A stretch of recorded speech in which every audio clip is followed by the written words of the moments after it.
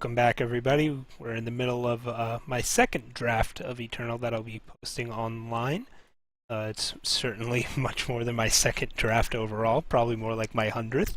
Uh, but we've got a nice little Combray deck splashing Elysian here, and we're going to see how it fares on the ladder. So let's take this thing for a spin. Hope I can get some positive rating today. It'd be nice to get back to Master at some point in the next week or two, as it feels weird not being Master in Draft, I gotta admit.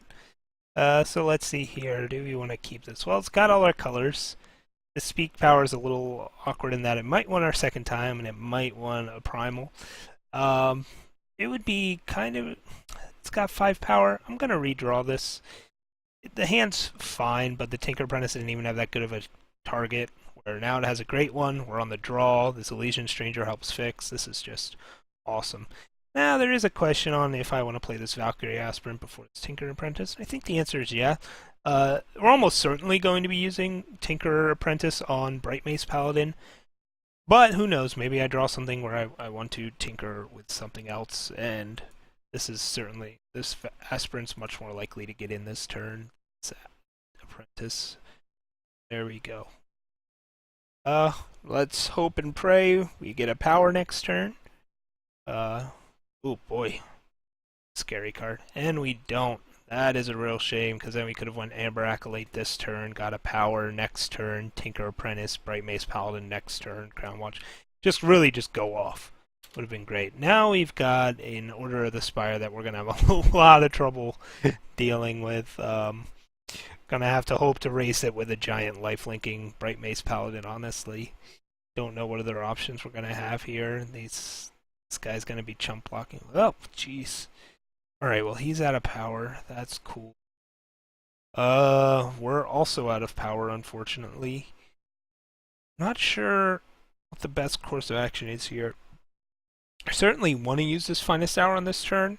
Problem is attacking might kind of telegraph it, where I kind of want him to attack into it and I can eat up one of these guys. So I'm just going to attack with the Flyer here. And, yeah, see if I bait this in. This probably won't attack because it'll just become a 2-2. But if I attack with this, then I have to Finest Hour to that. I don't know. I could have been more aggressive. Wow! Holy... Oh, boy. Well... Oh man, we did play 18 power, right? Ugh. Jeez. Alright. Yeah, we're just gonna peck away here, and I mean, the nice thing about Scorpion Wasp is it is an answer to these orders. So that was the good thing about that draw. The bad news is it wasn't power. And that's an issue. Let's see what he's got for 4. Man, stuck on 3, and he gets to play Order, Bright Mace. I wish we were stuck on 3, right, guys? Alright, I'm gonna exhaust my 2-2. Alright, well, like I said, we have to draw power here, so we're not gonna have this Finest Hour up for a very long time. Just gonna use it here, and yes, alright, guys, we got there. Of course, we have more questions asked now. Do we leave up Scorpion Wasp? Do we just get this Bright Mace Paladin down? We play Amber Acolyte, so next turn, I don't know why. Probably not. I think this Bright Mace Paladin, we want to get it down on the ground. Yeah, this could become a 4-4, but it can swing back, it can hold off these, it makes unlock potential better. Just a bunch of reasons to want to get this down. So we're going to do that, just advance our board state, see if he whiffs on power again. This thing just dominates in that case. Or he just has an Auric Runehammer, and that really sucks. We don't even get to gain for it. We're going to gladly trade off here. This is going to at least kill this Auric Runehammer, so you can't get a 2 for it.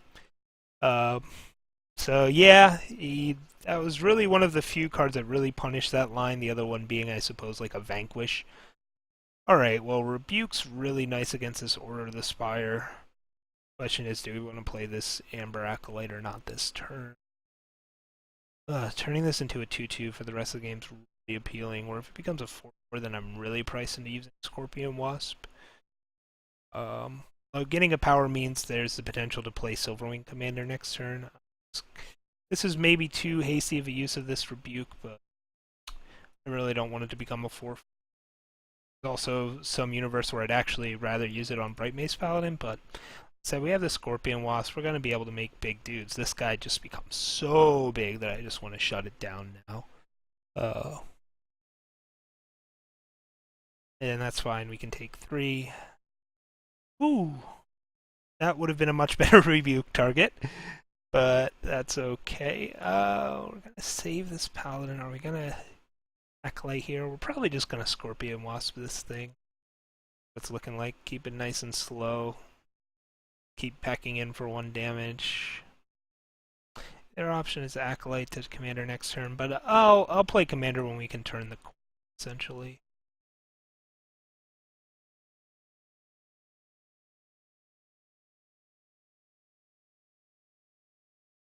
You know, essentially what we're playing to here is that we were both screwed, but we were slightly more power screwed than our opponent. So the long game we should be a bit more favored, just because we should have more action, and certainly unlock potential Silverwing Commander, Crownwatch Cavalry, or Acolyte all lends to that. But our opponent's been playing a lot of good cards and continues to play good cards. Tinker Apprentice after the Overseer. So that's odd that he wouldn't want this to be a 3/3. I guess he's thinking 2/2's big enough and there's something better for him to buff, which we'll keep in mind. Of course, now he can Cavalry this to be a 3/3 flyer. And we probably take our foot off the gas. The other option is, of course, Amber Acolyte to keep trying to climb towards the Silverwing Commander. At this point, I kind of want to naturally curve out or hope that happens. And yeah, he's trying to go wide. The Cavalry just matches up well with a lot of what's going on this board. We can double block here if we want, or trade there, trade there. I'm not going to swing here. We're low on health. He's got more on board. He definitely tinkered something. Whew. Yeah, that's not good for us, that's for sure.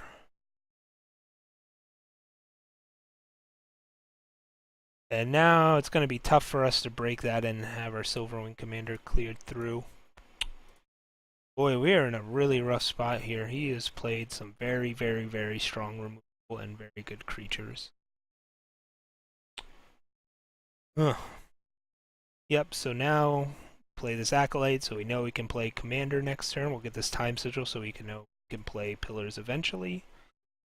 And if he swings with this, it's going to get destroyed. Man, this looks sweet. And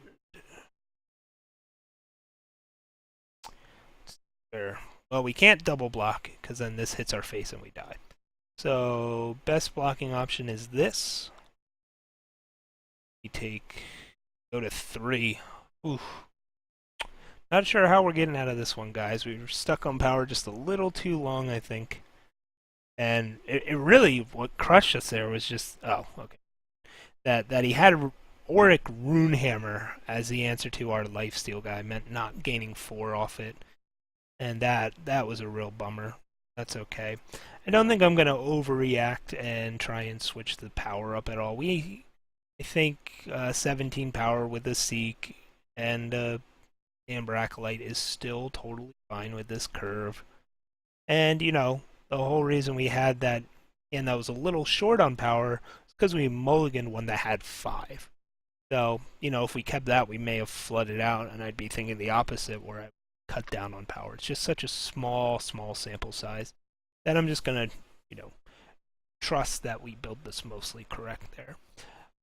But I'm certainly willing to see that this deck could perhaps prefer 18 power, but I mean, even then, we were stuck on 2 power. It wasn't like we were stuck on 4 for a while or something like that, and we couldn't get over the hump. We were in an extreme scenario where we were stuck on 2 and had a bunch of 3 drops in hand, including an Amber Acolyte. So, not going to overreact. We're going to run this build back. That guy's deck was great. Gotta give him credit. And it just curved out slightly better and just had better answers to our threats than we. But with all that being said, we were certainly very close to turning it a corner in that game. We never even got to cast the 2 best cards in our hand, being the large 4/4 flyer for 5, and then Pillars of Elysia. So, it happens. See if we can avenge ourselves in this one. This is a bit nicer of a hand than anything else we've seen. Crownwatch Paladin into Spire Chaplain's totally fine.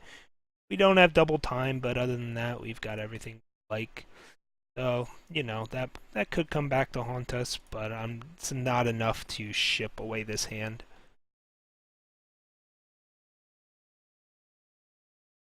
Ooh, and this hand just keeps getting better. Sure, it would have been nice to hit this with a Warcry or something, but I'm not going to complain. This is just beautiful. Sure. Going to swing right on into that. Oh, that is also a wonderful draw. That being said, I'm probably just going to play the Spire Chaplain here. It's just a better use of our power. I'm just going to play the Primal Sigil. He can play around even more now.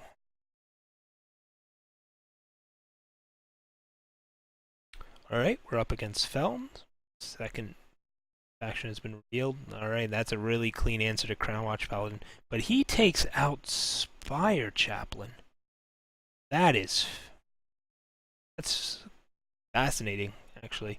Alright, well, I was kind of planning on the Paladin line here, but now that we have some other things to do, I'm just going to swing in with our Crownwatch Paladin. Is I calling this Crownwatch Paladin? It's Crownwatch Cavalry. Too many Crown Watching going around. And yeah, we're gonna get greedy and Tinker Apprentice it. Now it gives 6 stats instead of 4. It's just wonderful. And we get a 3/3 on board anyways, so very happy about that. Sure, you got it. Let's see here. If this thing becomes a 5/5, he cannot even kill it. Seems good in my book. So we're gonna do this. And we're gonna bash these guys since this guy can back and I don't trading this for that, even if he double blocks like that. Could also take out the flyer. Care. Almost assuredly going to double block. I didn't play this time sigil to represent a trick. Perhaps I should have, but it's not blocking anyway.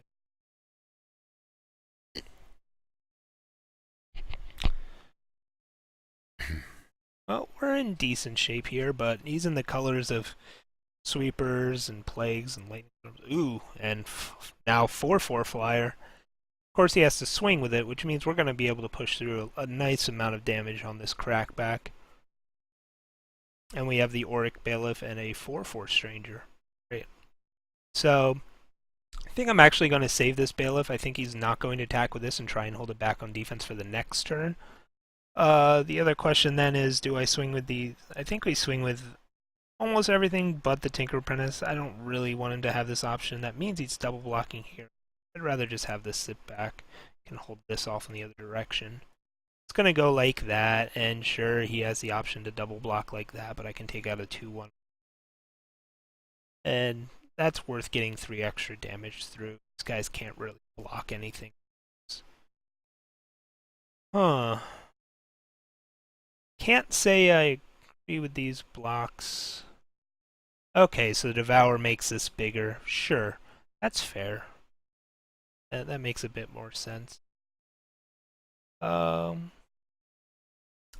that makes a lot more sense. All right, give the opponent some credit here. I'm just gonna take out the 1/3. It's just more of an annoying blocker.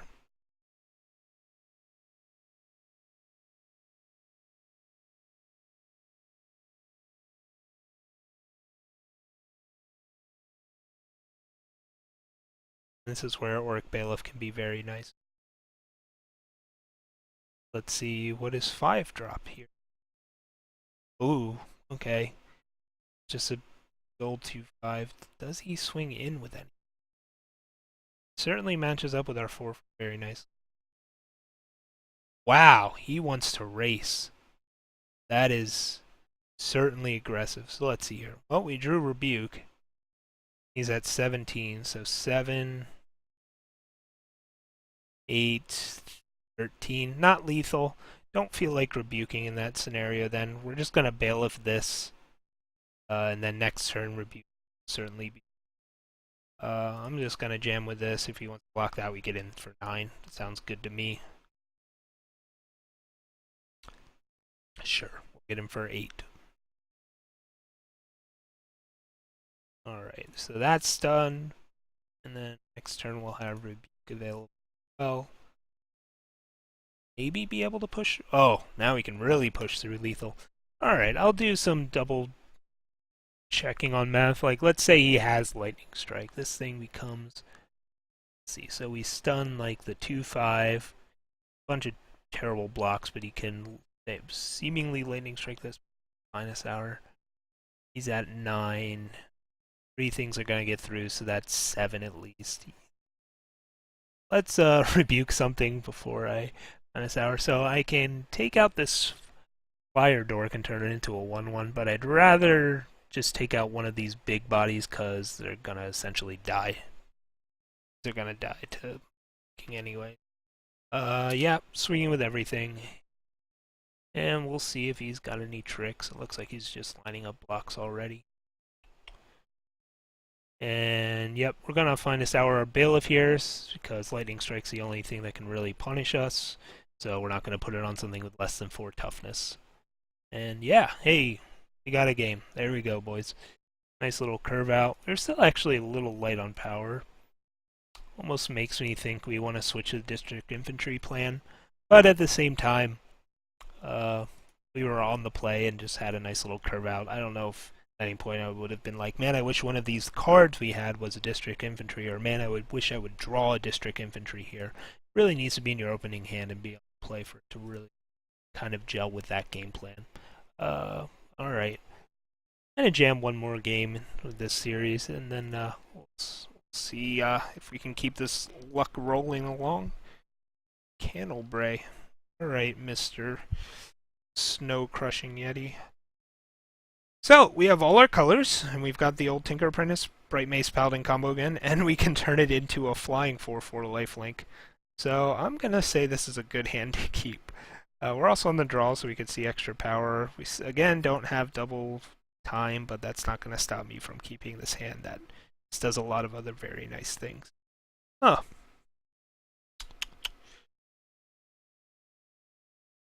That's certainly interesting, isn't it? I'm just going to play this Elysian Banner now.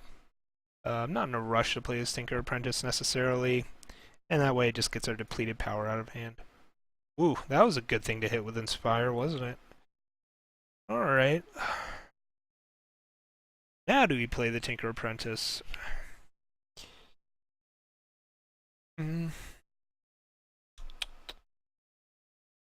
Depends on how we want to develop this hand. So this doesn't use our power as efficiently, but it makes our Bright Mace Paladin next turn a lot stronger. And he's in Combray colors, so it's going to be hard for him to deal with this once we give it flying anyways. And we're still going to get to Crown Watch Cavalry. Yeah, so we're just going to try and curve out, beat down, I think, here and race this Awakened Student, essentially. And hope he doesn't have a silence or something for this Bright Mace Paladin. That's really all those colors can have. I suppose a Vanquish. Alright, gonna have to race 2 students. And he's going to play a power, so he oops there because he should have done that pre-combat, which, yeah, got a good point. And yep, Mr. Paladin's here. We're gonna try and hopefully gain a lot of life. If not, we're still gonna just make this guy huge. Ooh. Rude. What a card. Wow. That is a fantastic answer to us. Absolutely. Wow. Well, we can still make it a 4/6. Then the question becomes, do we want to swing with it? The answer is yes. This is going to have 6. Oosh. Boy, that really throws off the math, doesn't it? This whole racing plan just got a lot harder. And we're already at 13, so this would take me to 17. If he has power, he's swinging back for 11, 13. I'd go down to 4. Man, this is brutal. I mean, then Bailiff will grab us some breathing room, but I think that's when I want to wait for this Bright Mace Paladin swing. This way you can't swing with that, so it's effectively gaining us 5 anyway. We're just not doing 4 to him. Uh, yeah, we'll just have to hope that's good enough for now. Not really sure what gets me out of this mess, man. 2 Awakened Students is just such a brutal opening, especially because he went first. There's not a whole lot we can do about that. Our deck doesn't have... Oh my god. This guy's played nothing but A+ level cards. Ooh, I thought our deck was good. Apparently I'm a fool. I can stun this Awakened Student. I have to gain life here. The other, because giving this flying doesn't even do that much. I guess it lets me get in. Is that? I guess it's putting the Acolyte. Yeah, that's slightly better than in the next turn I can Bailiff the flyer. Sure. We'll pretend like this line somehow gives me outs.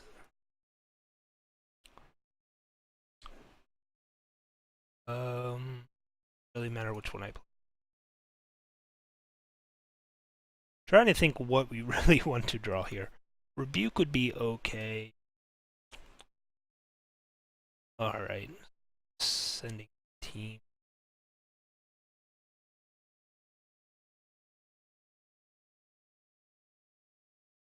Well, let's see here.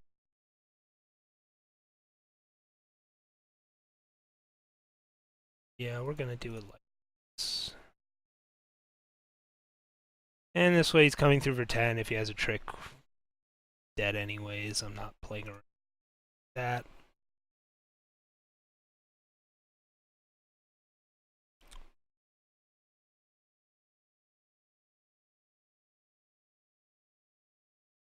Okay, it's a 4/4. Finest hour is not bad here. Bad.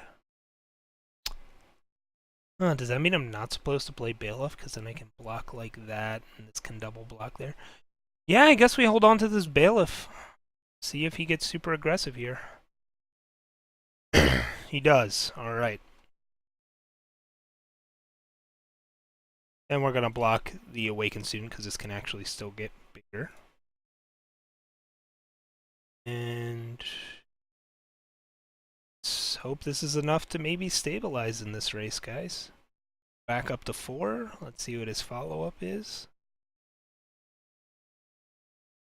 Alright. Well, those are good, but this Bailiff's going to be able to stun this, so he can only swing for 5. We're going to gain, go up to 8. Yep. Alright, Bright Mace Paladin, carry us to victory. That's what we signed up for here. Ooh. Wow. Okay, let's see. Does gaining 5 a turn mean? This can't block that, which is a concern. Can block these, so essentially he can swing in for 2, but I block 1, so 1. I just want to start pressuring him here. Let's see here. I'm going to go to 13. Yep. I want to end this game. This guy's a dead card in hand. He's top decking. He's been on 4 and been casting all amazing cards, although some not so amazing. Alright, he's just jamming in. Wow. 2, 7. Not really sure what he could have here. Let's find out. He's just, wow, just straight up trying to race Bright Mace. Ooh, wow. Question is, what do we hit with it? It gains us 5. Is that better than just doing 5 to his face? Let's see here. So, doing 5 is so nice. We want to clear the board. None of these creatures are really problems. Yeah, I'm just gonna swing again. Go up to 11.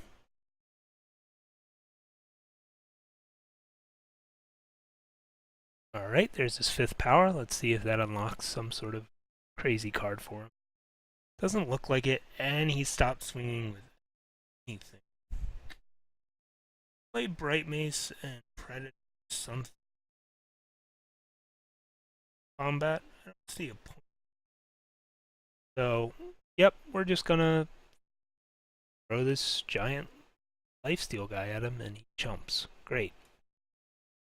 Well, guys, Managed to somehow hold on. Our opponent made some maybe slightly too aggressive attacks, and this is why Bright Mace Paladin's an absurd card. It just there aren't many other cards that can do what he did this game. He really okay. I'm certainly going to double block here. Make him have whatever tricks he has. Sure. Safer turns out of his hands.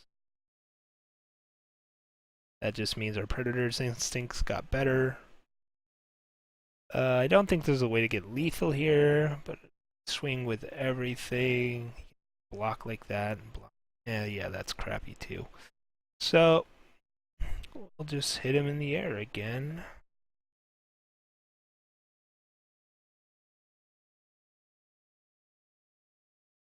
These pillars have not been so impressive so far. Hey, they're more of the super late game backup plan than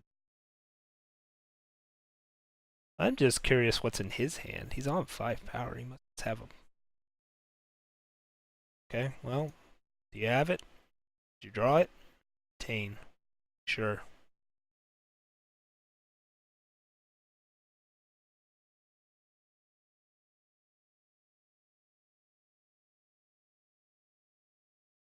You know, he started the game with a lot of good cards. And then he kind of finished with a couple mediocre ones. The Tane is not a card I'm super happy to ever play. Although, to be fair, I would play it in my deck. We are lacking tricks. But hey, alright. We have a winning record. Look at that. It is possible. I am not actually terrible at this game, as these videos may have led you to believe so far. So thanks for watching this first batch of games. I hope you enjoyed it, and thanks for watching. I'll see you soon.